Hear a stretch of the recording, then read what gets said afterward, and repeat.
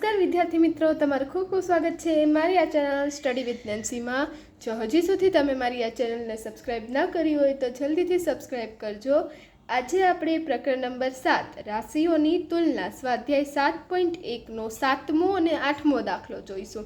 તો પહેલાં 7મો દાખલો જોઈએ। 7મો દાખલો આપેલો છે, એક શહેરમાં 30% સ્ત્રી 40% પુરુષ અને બાકીના બાળકો છે, તો બાળકો કેટલા ટકા છે? કે એક શહેર છે, એમાં 30% સ્ત્રી છે, 40% પુરુષ છે અને બાકીના બાળકો છે, એટલે 30% અને 40% પુરુષ છે અને જે વયધા તે બાળકો છે, તો બાળકો કેટલા ટકા હોય? તો આપણે અહીંયા લખશું કે સ્ત્રીની ટકાવારી કેટલી છે? 30%। પછી અહીંયા લખશું પુરુષોની ટકાવારી કેટલી છે? 40%। તો અહીં આપણે લખશું 40%। અને હવે આપણે લખશું બાળકોની ટકાવારી બરાબર આપણે ગોતવાનું છે। તો હવે અહીં આપણે લખશું માટે બાળકોની ટકાવારી બરાબર, હવે જો અહીંયા સ્ત્રી 30% છે, પુરુષો 40% છે, બાળકોની આપણે શોધવાની છે। તો હવે બાળકોની ટકાવારી કેટલી થાય? તો હંમેશા ટકાવારી કેટલી હોય? 100 જ હોય। ટકા હંમેશા 100 જ હોય। તો આપણે 100% છે, એમાંથી 30% સ્ત્રી છે અને 40% પુરુષ છે, તો 100માંથી હવે કેટલા વધ્યા? બાળકો। તો અહીં આપણે લખશું 100%, કેમ કે એ આપણે વાત યાદ રાખવાની કે ટકા હંમેશા કેટલા હોય? 100 જ હોય। એટલે 100% ઓછા સ્ત્રી 30% છે અને પુરુષ 40% છે, એટલે એમાંથી જે વધે એ કે શું થયું? બાળકો। એટલે 100 ઓછા 30 વત્તા 40, એટલે 100ના 100 જ લખી દઈએ। 100% ઓછા 30 ને 40 કેટલા થશે? 70 થશે, એટલે 70%। હવે 100માંથી 70 જાય એટલે 30%। તો બાળકોની ટકાવારી કેટલી આવી? 30%। બાળકોની કુલ ટકાવારી કેટલી છે? 30%। તો હવે આપણે લખીશું કે તો શહેરમાં રહેતા બાળકોની ટકાવારી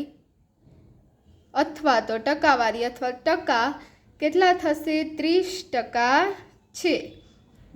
શહેરમાં કેટલા બાળકો રહે છે? 30%। હંમેશા 100 હોય, આમાંથી સ્ત્રી ને પુરુષો કુલ 70% છે, 30 ને 40 70, તો કેટલા વધ્યા? 30%। એટલે બાળકો કેટલા આવશે? 30%। હવે જોવો પછી 8મો દાખલો। 8મો દાખલો શું આપેલો છે કે એક મતદાન ક્ષેત્રમાં 15,000 મતદાર છે, જેમાંથી 60%એ મતદાન કર્યું, તો મતદાન ન કરનારની ટકાવારી શોધો। તમે શોધી શકશો કે કેટલા મતદારોએ મતદાન નથી કર્યું। કે એક મતદાન ક્ષેત્ર છે, તેમાં 15,000 મતદાર છે, એમાંથી 60%એ મતદાન કરી લીધું, હવે તો કેટલાએ નથી કર્યું અને એની આપણે ગોતવાનું છે કે કેટલા લોકો મતદાન કેટલા લોકોએ નથી કર્યું, એ પણ આપણે શોધવાનું છે। તો અહીંયા આપણે લખીશું કુલ મતદાર આપેલા છે, એટલે આપણે લખીએ કુલ મતદાર બરાબર કેટલા આપેલા છે? 15,000 આપેલા છે કુલ મતદાર। પછી એમાં મત આપનાર મતદારોની ટકાવારી, મત આપનાર કુલ કેટલા છે? 60%। મત આપનાર 60% છે। પછી મત ન આપનાર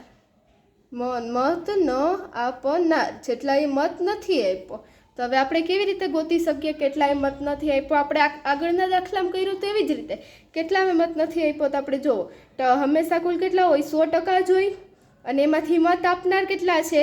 60 હતા, 60% હતા, એટલે 100માંથી 60% જાય એટલે કેટલા વધે?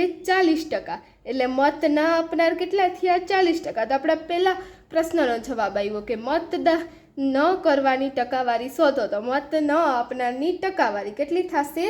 40% થશે।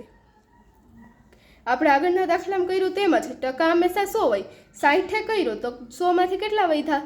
40એ ના કર્યું। હવે આ 40% એટલે કેટલા થશે? તો હવે શું પૂછ્યું છે કે શોધી શકશો કે કેટલા મતદારોએ મતદાન નથી કર્યું? આ તો આપણને ટકાવારી આપી, પણ 40% એટલે કેટલા લોકો થાય, કેટલા મતદાર થાય, એ આપણે શોધવાનું છે। તો અહીં આપણે લખીશું હવે મતદાન ન કરનાર મતદારોની મતદારો બરાબર શું થશે? હવે મતદાન ન કરનાર મતદારો, તો એ કેટલા થશે? હવે અહીંયા જોવો આપણે 15,000 છે, 15,000ના 40%, એટલે 15,000 લોકો છે એમાંથી 40% એ નથી કર્યું. તો આપણે આગળ કરતા હતા 15,000ના કેટલા થશે? બરાબર 15,000ના 40% લોકો. કેટલા મતદાન નથી કર્યું? 15,000ના 40%. કુલ મતદાર 15,000 છે, એમાંથી 40% એ નથી કર્યું, એટલે આપણે એમ લખી શકીએ 15,000ના 40%. એટલે એ લખશું 15,000. હવે એના તાવડે છે 40%, એટલે શું થાય?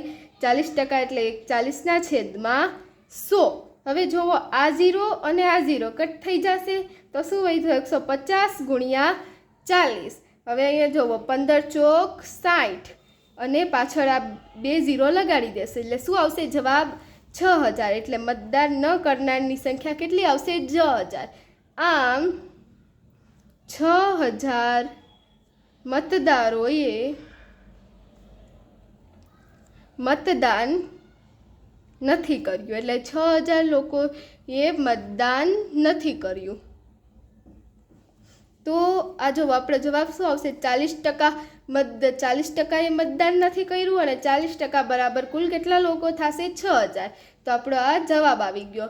તો અહીં આપણો પ્રશ્ન નંબર 7 અને પ્રશ્ન નંબર 8 પૂર્ણ થાય છે. જો તમને વિડીયો પસંદ આવ્યો હોય તો લાઈક શેર સબસ્ક્રાઈબ કરજો. Thanks for watching.